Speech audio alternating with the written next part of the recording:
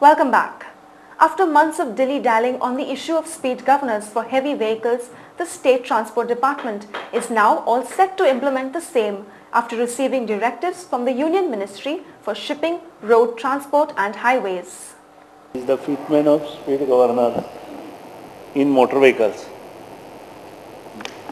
On this, many states have given their wording stating that there is no proper uniformity.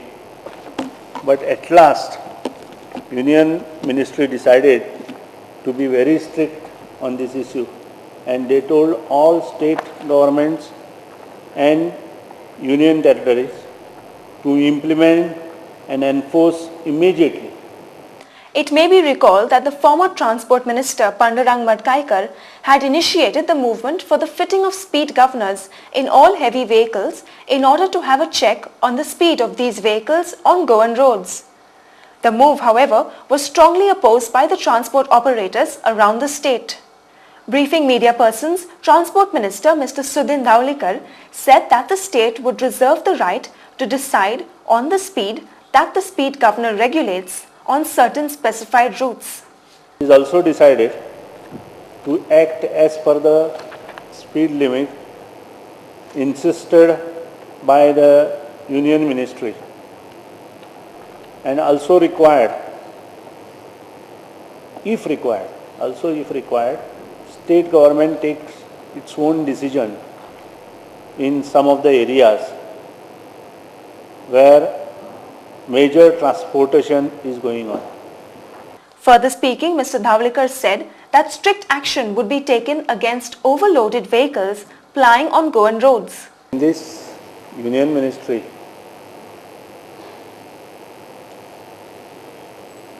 directed to all state government and union territories to be very strict vigil, particularly on overloading. However, only the maximum load will be decided later on, because today the maximum load specified is 9 metric tons. He also informed that with regard to transportation of iron ore in mining areas of the state, he had requested the Union Ministry to relax the maximum permissible road limit of 11 metric tons.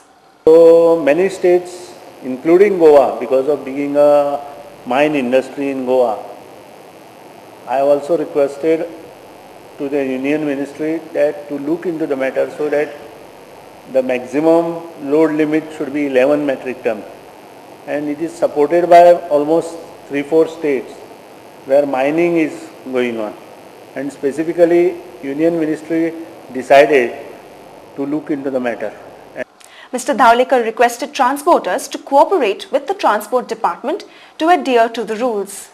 My request to the vehicle units, all vehicle owners, especially truck owners, pickup, that please not to overload the vehicle so that such unnecessary creations will not come in purview of this enforcement. Ironically, he also said that the bus and truck owners need not worry as the government has already worked on higher speed limits for them. One wonders the very purpose of installing the speed governor. Expressway, it is passenger is 100, passenger bus is 80, goods it is 80. Expressway. Expressway it is 100, passenger bus is 80, goods 80, two-wheelers 80, National Highway 4 to 6, 80 passenger, 70 passenger, 70, two-lane National Highway, 60, 60, 60, then two-wheeler 60, three-wheeler 60, two-lane National Highway, State Highway, 60, 60, 60, 60, 60, major district road, 50, 50, 50, 50, 50. A Goa Tourism Meet 2008, an initiative of the Goa Chamber of Commerce and Industry in association with the Travel and Tourism Association of Goa, was held to deliberate on the various issues plaguing the tourism industry in the state yesterday. This topic seems to be all the more relevant with the declining number of foreign tourists slated to arrive in the state during the ensuing tourist season. Speaking on the occasion, the Governor, Mr. Sidhu, stressed on the need to develop quality basic infrastructure in the state. You will agree that Goa's inherent and latent potential for further growth in tourism sector is yet to be exploited and adequately marketed across the world. It should be our earnest endeavor to explore better and more sustainable avenues to promote Goa's image as a premier tourist destination. We need airport for Goa in private-public partnership.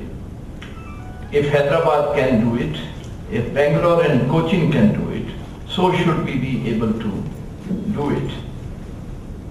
But the time is the essence in this regard. The new airport infrastructure will become the key driver of Goa's growth in future.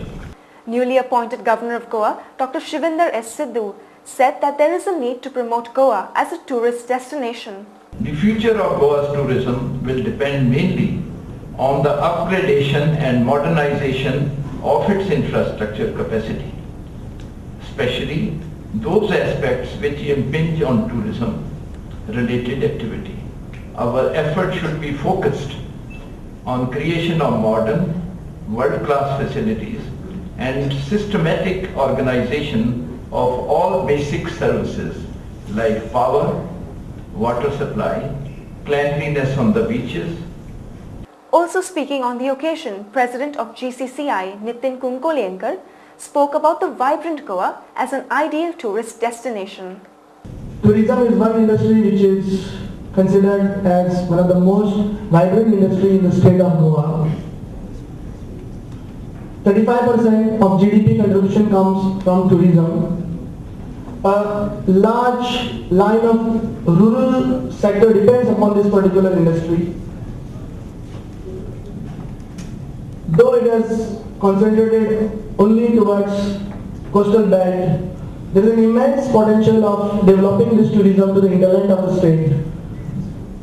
And we at Chamber are working hard to make Goa a model tourism state.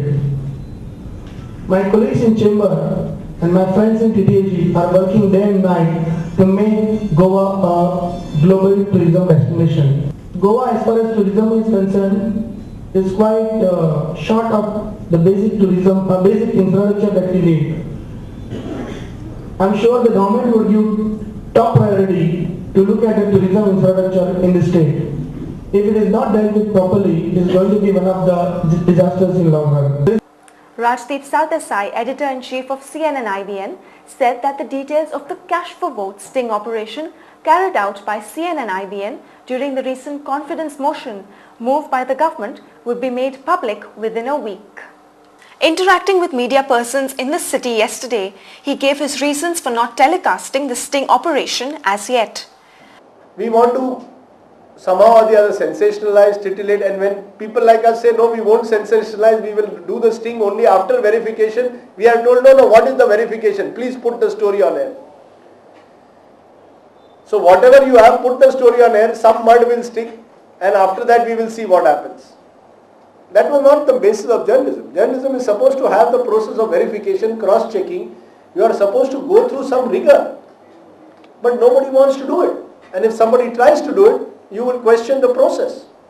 Mr. Sardesai also said that it was not possible for him to react to daily allegations and counter-allegations on the issue made by politicians across the country. What happens is one side says you are colluding with the other side says under pressure you are not doing something. And the bottom line is, as a journalist, my timeline is not to be determined by a politician. Politician has his own compulsions, he may want something, he believes that there is something, he can make an allegation, he can have a press conference every day. As a journalist, I cannot have a press conference every day to defend my position or tell people this is what I say. I can issue one press release, I can get the Editors Guild to maybe back my position, I can get the news broadcasters to back my position, but that is put at page number 9 in a single column.